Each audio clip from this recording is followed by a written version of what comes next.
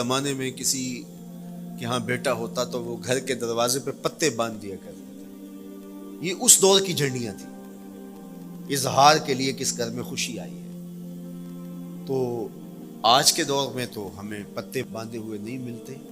آج گھروں کے اندر ولادت مبارک کے یا مختلف طرح کے غبارے لگا دیے جاتے ہیں یا جھنڈیاں لگا دی جاتی ہیں. تو مختلف بدلتے ہوئے ادوار میں وہ طریقے ضرور بدلے، لیکن جہاں تک مسرت کا اظہار ہے وہ روح بعین ہی ہر دور میں، ہر علاقے میں، ہر جو ہے وہ کلچر میں موجود ہے. کسی بھی خوشی پہ مسرت کا اظہار، مسرت اور سرور اور کیفیت کا اظہار، یہ انسانی زندگی ہے. اسلام ہمیں مسرتوں کے اظہار اور شکرانے کی صورت کے بہت سارے طریقے دیے. اس میں سے روزہ رکھنا بھی ہے. ان طریقوں میں سے ایک طریقہ نوافل ادا کر کے شکر کا اظہار کرنا بھی ہے. خیرات بانٹ کے لوگوں کو کھانا کھلا کے مسرت کا اظہار کرنا ہے، لوگوں کو لباس پہنا کے مسرت کا اظہار کرنا ہے. اور اسی طرح دعوت ہے. مختلف مواقع پہ مختلف چیزیں ہیں. پیر کے دن حضور علیہ السلام روزہ رکھتے تھے. پوچھا حضور آپ پیر کے دن روزہ کیوں رکھتے ہیں؟ قال فیہ ولدت، کہا اس دن میں پیدا ہوا تھا. تو اپنی ولادت کا حضور دن پیر روزہ رکھ کے اللہ کے شکرانے میں دن گزارتے تھے. وہ حضور علیہ السلام کی زندگی کا ایک ایک لمحہ رب کے تشکر میں بسر ہوتا ہے.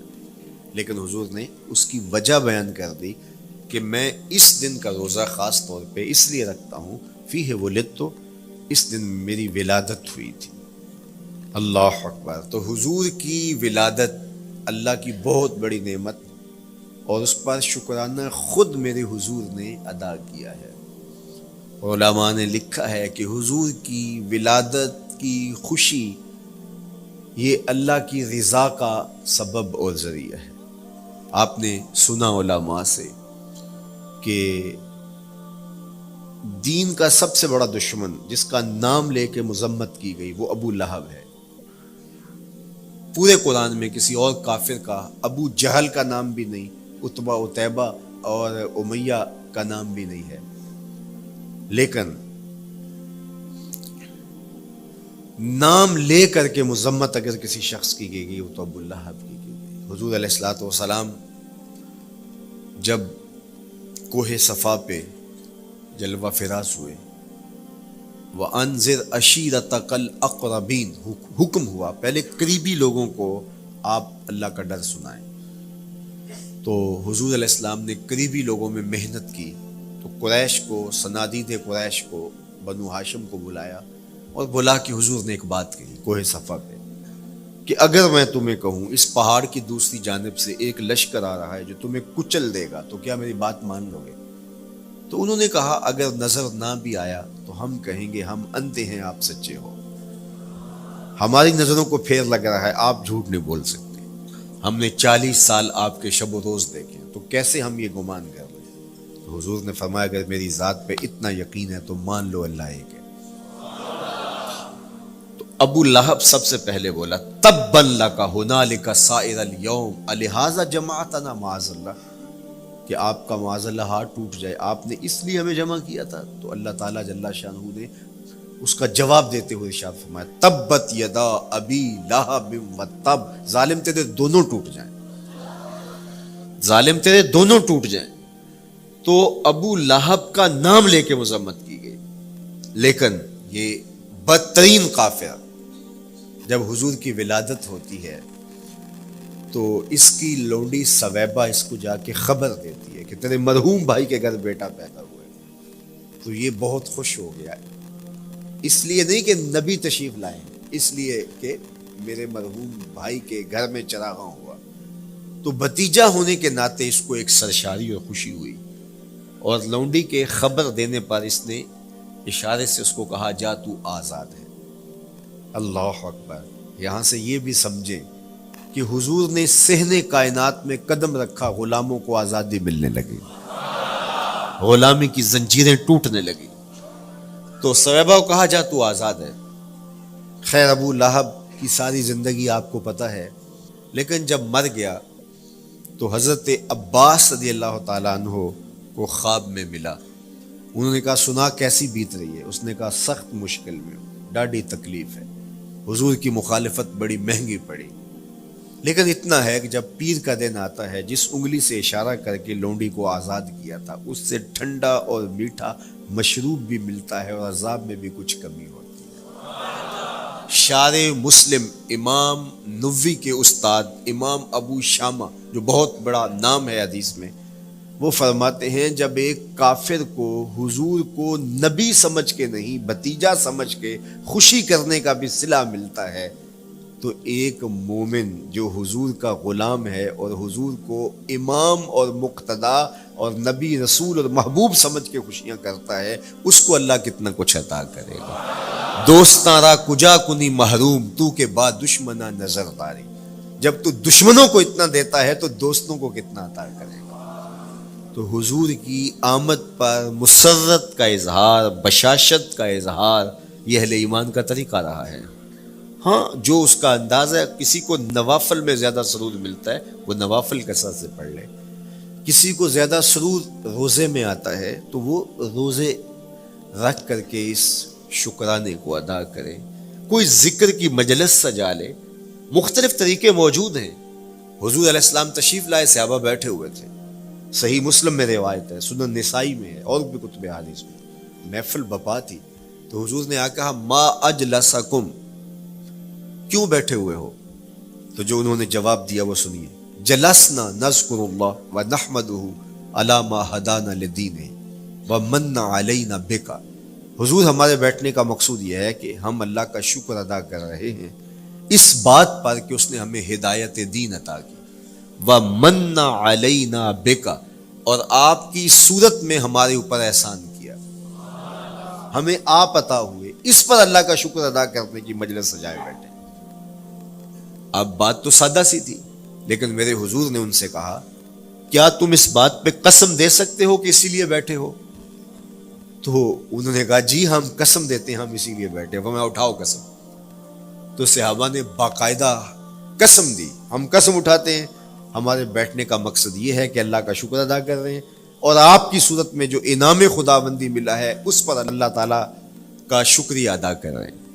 حضور نے باقاعدہ ان سے قسم لی اور انہوں نے باقاعدہ قسم دی۔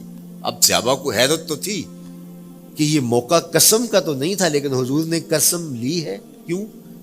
حیرت تو استجاب کی کیفیت تھی۔ حضور علیہ السلام نے فرمایا صحابہ میں تم سے جو ابھی قسم لی ہے یہ کسی تہمت کی بنیاد پر نہیں لی، یعنی تمہارے قول کی صداقت میں مجھے کوئی شک نہیں تھا کہ میں نے قسم سے تصدیق کی ہو، بلکہ اس کا سبب اور تھا۔ بعض اوقات قسم اس لیے کی جاتی ہے کہ کسی متردد ذہن کو مطمئن کرنا ہوتا ہے، اور بعض اوقات قسم واقعہ کی اہمیت کو بڑھانے کے لیے کی جاتی ہے۔ کوئی بندہ کہہ رہا ہے کہ جناب فلاں صاحب آ رہے ہیں ہمارے گھر میں، مہمان آ رہے ہیں، تو گھر کا اچھا کہتا ہاں قسم اللہ کی، تو اس کا یہ مطلب نہیں کہ اس کے شک ہوتا ہے، اس کی خوشی اور اس کی مسرت کے اظہار کو بڑھانے کے لیے وہ کہتا ہے کہ ہمارے گھر کے اندر آج فلاں آ رہا ہے، تو وہ کہتا اچھا کہتا ہاں ہاں قسم اللہ کی وہ آ رہا ہے۔ تو یہ متردد کا شک دور کرنے کے لیے قسم نہیں ہے، یہ بلکہ اس کی خوشی اور سرشاری کو پختہ کرنے کے لیے ہے۔ تو عربوں میں قسم مختلف وجہ سے کی جاتی تھی، تو حضور نے فرمایا یہ جو میں نے تم سے قسم لی ہے یہ کسی تہمت کی بنیاد پہ نہیں لی، بلکہ اس قسم کا سبب کیا ہے سنو۔ پھر حضور نے خود بتایا، فرمایا تم یہاں بیٹھے تھے، میں حجرے میں بیٹھا تھا، اتانی جبریل علیہ السلام، میرے پاس جبریل امین حاضر خدمت ہوئے، فاخبرنی ان اللہ یباہی بکم الملائکہ، تو مجھے انہوں نے خبر دی ہے، محبوب ذرا باہر تو نکل کے دیکھو، صحابہ تمہارے اس عمل پر اللہ فرشتوں میں ناز کر رہا ہے، اللہ فرشتوں میں فخر کر رہا ہے کہ دیکھو میں نے ان کو نعمت دی، کتنے قدردان نکلے، اس نعمت کا شکرانہ ادا کر رہے ہیں۔ اور آج اگر ہم اپنے گھر میں بیٹھ کے، اپنی مسجد میں بیٹھ کے حضور کی صورت میں انعام خداوندی کا شکریہ ادا کرتے ہیں تو اللہ کی رحمتوں سے بعید نہیں کہ اللہ فرشتوں سے کہے دیکھو صدیاں بیت گئیں، یہ آج بھی شکرانہ ادا کر رہے ہیں، اور یہ بات میری اور آپ کی بخشش کی ضمانت قرار پائے۔ تو حضور کی صورت میں جو انعام ہوا، حضرت حسان بن ثابت اکثر کہا کرتے تھے منا علینا ربنا ام بعث فینا محمدا، ہمارے رب نے ہمارے اوپر احسان کر دیا ہے کہ محمد عربی عطا کر دیے۔ ساری زندگی سجدے میں سر رکھ کے شکر ادا کرتے رہیں، حق کے شکر پھر بھی ادا نہ ہو۔ میں تو کہا کرتا ہوں ہمارے بدن پہ اتنے بال نہیں ہیں جتنے رسول اللہ کے احسانات ہیں۔ ہمارا بال بال قرض رسالت میں جکڑا ہوا ہے، ساری زندگی ان کے گیت گائیں۔ میں ایک رات کے میلاد کا صرف قائل نہیں ہوں کہ ایک رات میلاد کر لو اور پورا سال چھٹی، ساری زندگی حضور کا نام جپو، ساری زندگی حضور پہ درود پڑھو، لمحہ لمحہ حضور کے ذکر کا چراغاں کرو۔ صرف اپنے گھروں میں، اپنی چہار دیواریوں میں اور اپنے بازاروں میں جھنڈیاں ہی نہ لگاؤ، بلکہ دل کے ایک ایک پرت پہ نام محمد کی جھنڈی لگاؤ۔ صرف منڈیروں پہ چراغاں ہی نہ کرو، بلکہ دل کی اندھیر گلیوں میں بھی حضور کے نام کا چراغاں کرو، اندر بھی روشنی ہو باہر بھی روشنی ہو۔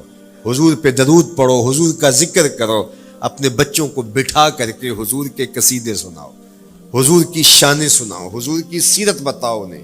اپنے گھر کے ماحول کے اندر، اپنی مسجد میں، اپنی گلی میں، اپنے دوستوں میں حضور کا ذکر کرو۔ دوستوں آپس میں بیٹھو تو کہو یار اللہ کا کتنا کرم ہو گیا کہ اللہ نے ہمیں حضور عطا کر دیا۔ دوستوں میں بیٹھے جب یوں بات کرو گے تو اللہ کی رحمتیں کس قدر تمہارے اوپر برسیں گی۔ اپنی عقیدتوں کا اظہار کرو، وہاں کمیت نہیں دیکھی جاتی، وہاں کیفیت دیکھی جاتی ہے، وہاں مقدار نہیں دیکھی جاتی، وہاں معیار دیکھا جاتا ہے۔ وہ چہرہ اور چہرے کا تل نہیں دیکھتے، وہ بندے کا دل دیکھتے ہیں، وہ دیکھتے ہیں کون کس خلوص کے ساتھ محبت لے کر کے آیا ہے۔ شاہ ولی اللہ محدث دہلوی بہت بڑا نام ہے، تمام مکاتیب فکر کے نزدیک معتبر نام ہے۔ شاہ ولی اللہ محدث دہلوی فرماتے ہیں میرے والد شاہ عبد الرحیم محدث دہلوی ہر سال حضور کا میلاد کرتے تھے اور اپنی استطاعت کے مطابق لوگوں میں، آنے والوں میں کچھ کھانا بھی تقسیم کرتے ہیں۔ ایک سال حالات اتنے پتلے تھے کہ ان کو میسر نہ تھا کہ لوگوں کو بھرپور کھانا کھلا سکیں، لیکن کہا چلو ناغہ نہ ہو، ایک تسلسل ہے جاری رہے، تو انہوں نے چنے بانٹ دیے بعد میں، لیکن دل میں تشویش تھی کہ اس مرتبہ من کی منشا پوری نہیں ہوئی، تو اسی حالت میں سو گئے۔ سوئے تو مقدر جاگا، حضور کا دیدار نصیب ہوا، اور جس نے حضور کو خواب میں دیکھا اس نے حضور کو ہی دیکھا۔ من رآنی فی المنام فقد رآنی، فرمایا جس نے مجھے خواب میں دیکھا اس نے مجھے ہی دیکھا۔ فإن الشیطان لا یتمثل بی، شیطان میری مثل ہو ہی نہیں سکتا، خواب میں آ کر بھی حضور کی مثل ہونے کا دعویٰ نہیں کر سکتا۔ جس نے مجھے دیکھا اس نے مجھے ہی دیکھا۔ اور دوسری بات، حضور جس کے خواب میں آئے قصد، ارادے اور مرضی سے آئے۔ تیسری بات، حضور علیہ الصلوۃ والسلام نے خواب میں کسی کو کچھ عطا کیا تو وہ حقیقت میں عطا کیا۔ ویسے میں خواب میں کسی سے کچھ لیتا ہوں، آپ خواب میں کسی سے کچھ لیتے ہیں یا کسی کو کچھ دیتے ہیں تو وہ محض خواب ہوتا ہے۔ آپ نے کسی سے قرض لینا ہو تو وہ خواب میں آ کے ادا کر دیں تو صبح اٹھ کے کھاتے سے نام کاٹ دیں گے؟ آپ کہیں گے خواب میں ادا کیا۔ بھوک میں تڑپتے سو گئے، رات عالی نسب ہوٹل سے کھانا کھاتے رہے، صبح بھوک محسوس کریں گے یا نہیں؟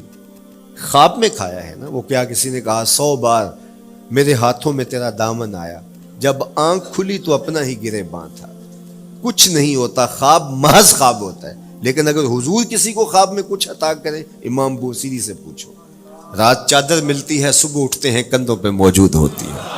حضور عطا کرتے ہیں تو حقیقت میں عطا کرتے ہیں۔ امام سخاوی نے القول البدیع میں لکھا ہے، ایک شخص حضور کے روضے پہ کھڑا ہے اور کیا کہتا ہے؟ آنا ضیف ہوگا، میں آپ کا مہمان ہوں اور آپ کے ہوتے ہوئے کسی اور در پہ تو نہیں جانا۔ آقا جی میں تیرا ہو کے خیر منگاں در در دا، مریل کتا کیوں اخواواں ایڈے بختاں وردا۔ جب میں تیری چوکھٹ پہ ہوں تو کسی اور سے کیوں مانگوں؟ اور میرے امام بولے کون دیتا ہے دینے کو منہ چاہیے، دینے والا ہے سچا ہمارا۔ کوئی جھولی میں چند ٹکڑے ڈال بھی دے تو ساری زندگی جتلائے گا۔ اللہ اکبر۔ عارف عبد المتین نے تو قلم توڑ دیا نا۔ اور جتنے بھی سہارے ہیں سبک کرتے ہیں، عزت نفس بڑھاتا ہے سہارا تیرا۔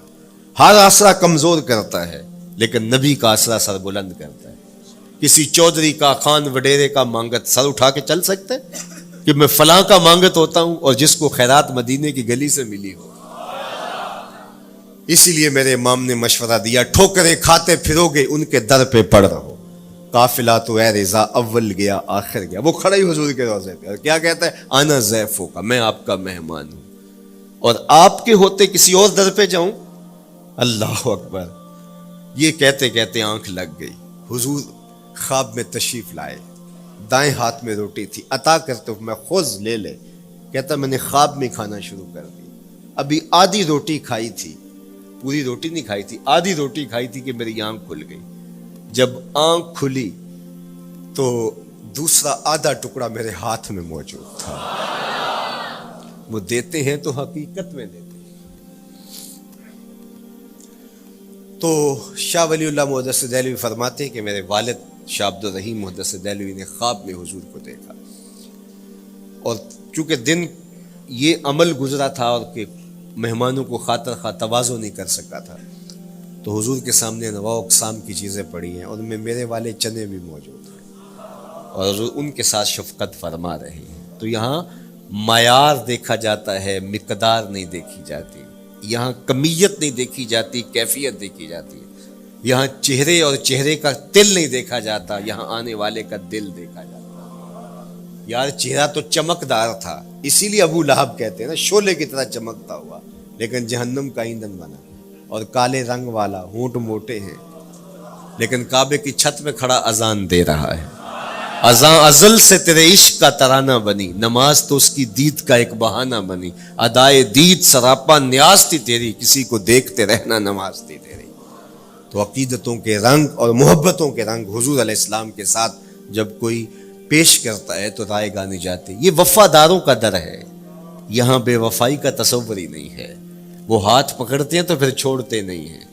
اس لیے ان سے محبت کا ربط قائم کیجیے, اپنی اولادوں کو حضور کا پیار سکھائیے, اپنے گھروں میں میلاد کیجیے. لازم نہیں ہے کسی عالم دین کو بلاؤ, آپ اپنے گھروں میں حضور علیہ السلام پر درود پڑھیے گا, بچوں کو بٹھائیے گا اور حضور کی سیرت کا کوئی واقعہ ان کو سنائیے گا. صحابہ اپنے بچوں کو بٹھا کر کے حضور کی سیرت بتایا کرتے تھے, حضور کا نقشہ بتایا کرتے تھے, حضور کے شمائل ذکر کیا کرتے تھے. اور کوئی صحابی ملتا تو تابعین جمع ہو جایا کرتے تھے اور اسے پوچھتے تھے اچھا بتاؤ حضور کی صورت کیسی تھی, زلفیں کیسی تھی. یہی میلاد ہے نا. میلاد میں حضور کے فضائل کا ذکر ہوتا ہے, شمائل کا ذکر ہوتا ہے, خصائل کا ذکر ہوتا ہے. اور موسم حج کا ہے. ایک اونچے ٹیلے پہ حضرت سیدنا ابو طفیل چڑھ گئے. یہ آخری صحابی ہیں, اس کے بعد کوئی صحابی نہیں. آخر میں سب سے آخر میں فوت ہوئے 110 ہجری میں, حضور کے وصال کے 100 سال بعد تک زندہ رہے. اونچے ٹیلے پہ چڑھ گئے اور لوگوں کو کہا لوگوں آؤ, اس وقت روئے زمین پہ میرے علاوہ کوئی نہیں جس نے حضور کو دیکھا, بس انہی آنکھوں نے حضور کو دیکھا ہے. کیا ناز ہے. میرے ایک استاد ہوتے تھے سر محمد علی حاشر, اللہ ان کی قبر پہ رحمت نازل کرے. تو وہ بڑے بڑے مشاہیر اہل سخن سے ملے تھے تو وہ بات کرتے تھے. میں مولانا ظفر علی خان کا مصاحب رہا ہوں, میں نے اقبال کو دیکھا ہے. داغ دہلوی نے اپنے شاگردوں سے کہا تھا آنے والی صدیاں تم پہ ناز کریں گی, اے لوگو تم نے داغ کو دیکھا, تم نے داغ سے باتیں کی. یار جس نے داغ دہلوی کو دیکھا ہے وہ تو ناز کریں, جس نے اقبال کو دیکھا ہے وہ تو فخر کریں, جو مشاہیر اہل سخن کے پاس بیٹھتا رہا ہے وہ تو فخر کریں, اور جس کی آنکھوں نے جمال محمد عربی دیکھا ہے وہ اپنے مقدر پہ ناز کیوں نہ کریں. تو کہا لوگوں آؤ, اس وقت روئے زمین پہ میرے علاوہ کوئی نہیں جس نے حضور کو دیکھا ہو, آؤ مجھ سے حضور کی باتیں سنو. لوگ جمع ہو گئے اور کہا صف لنا رسول اللہ, تم نے حضور کو دیکھا ہے تو بتاؤ حضور کیسے تھے. تو حضرت ابو طفیل نے 3 لفظوں میں حضور کا حلیہ بیان کیا, یاد کر لو. حضرت ابو طفیل نے کہا کان رسول اللہ صلی اللہ علیہ وسلم ابیض ملیحا مقصدا. ایک تو چٹے رنگ کے تھے, ایک تو حضور کا رنگ گورا تھا, دوسری بات ملیحن حضور کا حسن نمکین تھا, اور تیسرا مقصدا حضور متوازن تھے, نہ قد لمبا نہ قد پست, سوا صدر والبطن سینہ اور پیٹ برابر, لیسا بالطویل الممغط ولا بالکثیر المتردد, نہ پست کے عجیب دکھائی دیں، نہ اتنے لمبے کے عجیب لگیں، بلکہ درمیانہ قد. لیکن اذا جامع القوم غامرہم، سن لو حضور کا قد تو درمیانہ تھا، لیکن جب لوگوں کے درمیان چلتے حضور کے کندھے لوگوں کے سروں سے اونچے دکھائی دیتے. یہ اللہ نے شان دی اپنے محبت. مکھ چند بدر شاہ شانی، متھے چمک دی لاٹ، کالی زلف تے اکھ مستانی.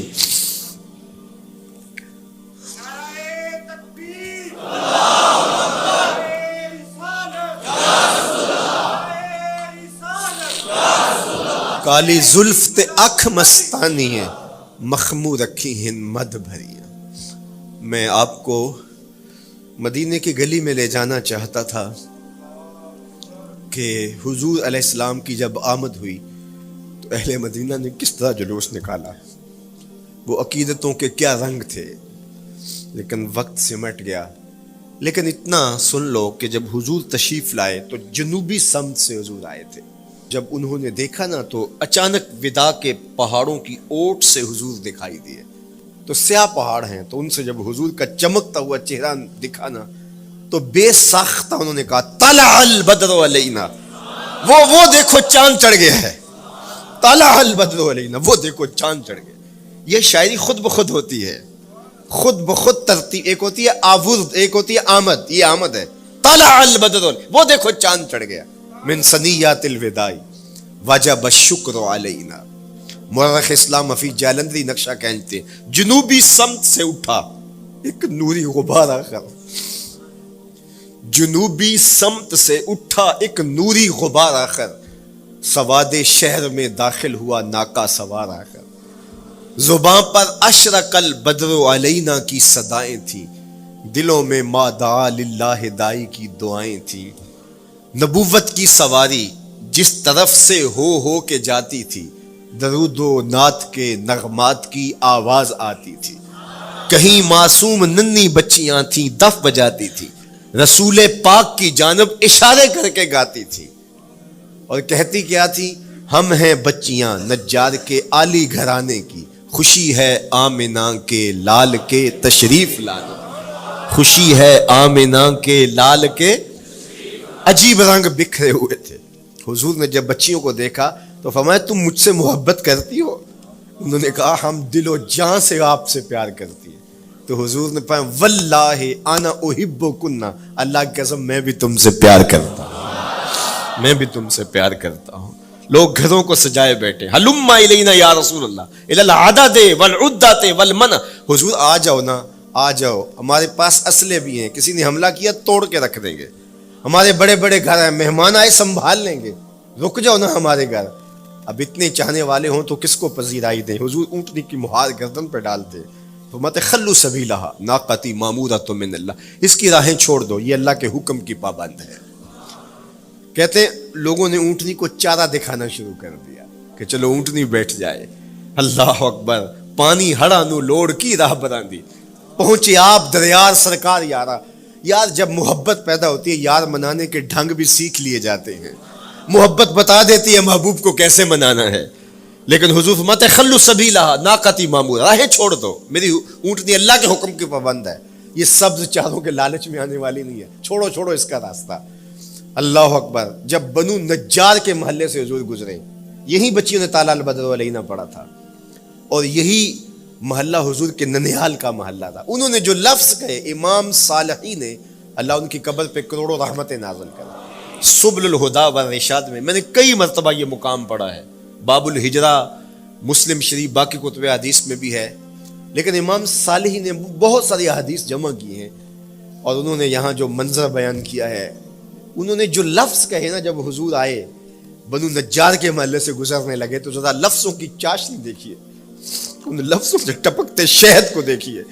تو انہوں نے آگے بڑھ کے حضور کو دعوت دی اور لفظ کیا کہے؟ ہلم الی اخوالک یا رسول اللہ الی العدد والعدۃ والمن. حضور ادھر تو رک جاؤ، یہ تو آپ کے ماموں کے گھر ہیں، یہ تو آپ کے ننیال کا محلہ ہے. لیکن حضور نے فرمایا کہ بس میری راہیں چھوڑ دو. پھر اونٹنی جا کے کہاں بیٹھی؟ نیویاں دا پرونا ہے میرا نبی، کوٹھیاں تے چڑھے ویخ دے رہ گئے. سہل اور سہیل دو یتیم بچے تھے اور ان کی خالی جگہ پڑی تھی، جا کے اونٹنی وہاں بیٹھ گئی. اٹھایا گیا پھر بیٹھ گئی. قریب ترین مکان حضرت ابو ایوب انصاری کا تھا. دوڑے آئے, سامان اتارنے لگے. کہا حضور اونٹنی کو اب نہ اٹھاؤ, اب تو میرے وقت جاگ پڑے ہیں. پھر ان کی کیفیت کیا تھی؟ امروز شاہ شاہاں مہمان شدست مارا. امروز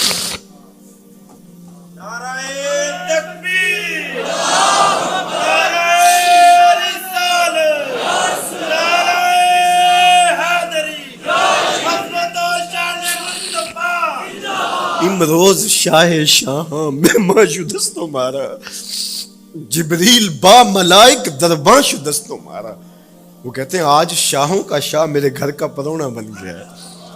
یہ ابو ایوب انصاری کے جذبات ہیں. آج شاہوں کا شاہ, آج خسرو حسینہ ماہ نازنینہ, آج امام الانبیاء میرے گھر کا پرونا بنا ہے. کہاں میں کہاں نکہتے گل, باد صبا تیری مہربانی.